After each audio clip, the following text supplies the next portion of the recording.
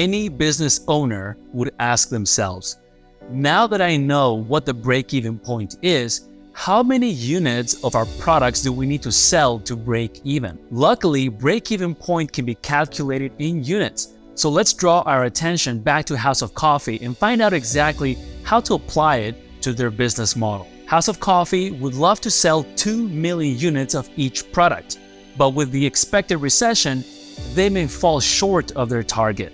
We calculated earlier that if 2 million units of only the large cappuccino were sold, they would cover their fixed costs. Although this sales level is less than ideal for House of Coffee, they are confident that even during a recession, they could sell at least 2 million large cappuccinos. So let's explore this what-if scenario and what the break-even point would look like if only 2 million large cappuccinos were sold. Can House of Coffee cover their fixed costs?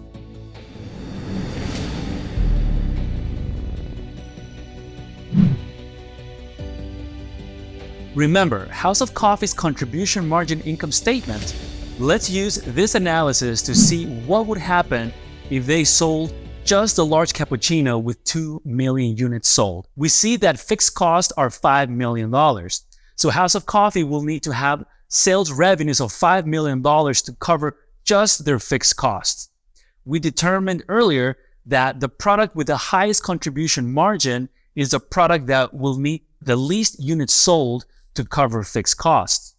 For House of Coffee, that product is a large cappuccino. At 2 million units sold, the total contribution margin is $8 million. This is greater than the fixed cost of $5 million. House of Coffee therefore realizes a profit or operating income of $3 million. So far, so good. But what is the large cappuccino's break-even point? Let's first take a look at how to calculate the break-even point.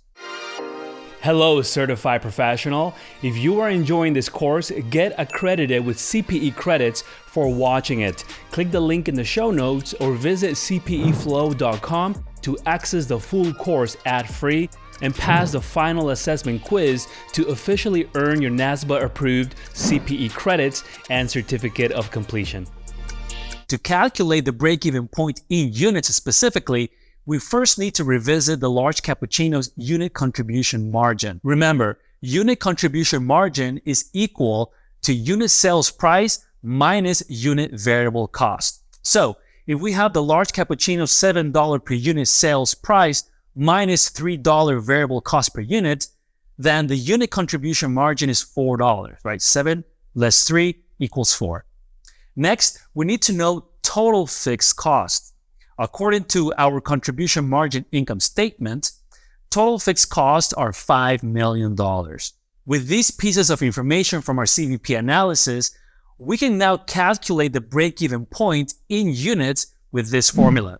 Break-even point in units equal to total fixed cost divided by the unit contribution margin. Now, we can answer the owner of House of Coffee's question, how many units of our product do we need to sell to break even? So let's plug the large cappuccino's information into our break-even point in units formula. $5 million in total fixed costs divided by $4 unit contribution margin equals 1,250,000 units to break even. House of Coffee would need to sell 1,250,000 large cappuccinos to break even or to cover their fixed cost and variable cost completely, but without making a single profit.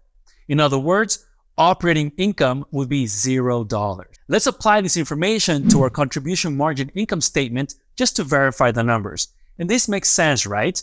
The contribution margin is how much money is left over from the sales revenue of a product after paying the variable cost required to make that product to contribute towards fixed costs. When House of Coffee sells more than 1,250,000 large cappuccinos, they will begin to make a profit of $4 for each large cappuccino sold. So now what happens if House of Coffee sells less than 1,250,000 units?